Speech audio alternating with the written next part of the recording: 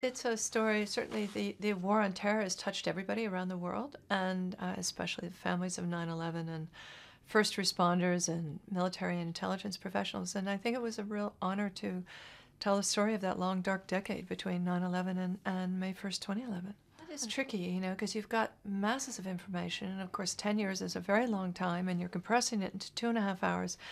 But the events were inherently actually very dramatic, and they kind of lined up, the narrative kind of lined up fairly well, certainly around the main characters, and for me it was interesting to give the audience a glimpse inside the intelligence community and inside an operation that was so incredibly complex and kind of uh, definitely successful, but against impossible odds. Logistically, I would say by far exponentially more complicated than anything I'd done before, even Hurt Locker, which I thought was very difficult at the time. Had no idea it could be more difficult, and of course it was.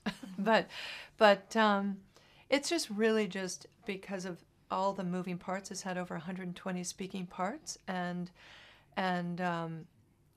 like, for instance, just the build of the compound itself in Abbottabad, Pakistan, which we built in Jordan, just actually about a half a mile from the Dead Sea. But we shot that in May of 2012, but we had to break ground on the construction in early part of January, which meant I had to have all of the shots figured out. I had to have the axis of the building itself in terms of the light and wind patterns, so that the helicopters would be safe to fly within a 50 feet parameter of the building. And so there were a lot of logistics that had to be taken into consideration. Night vision lenses that we had to secure onto the camera lens itself. So logistically it was extremely challenging. And then shooting, like, prepping 3 continents simultaneously. Actually, I was just so honored to tell this story. I think of it as kind of the story of a lifetime. So I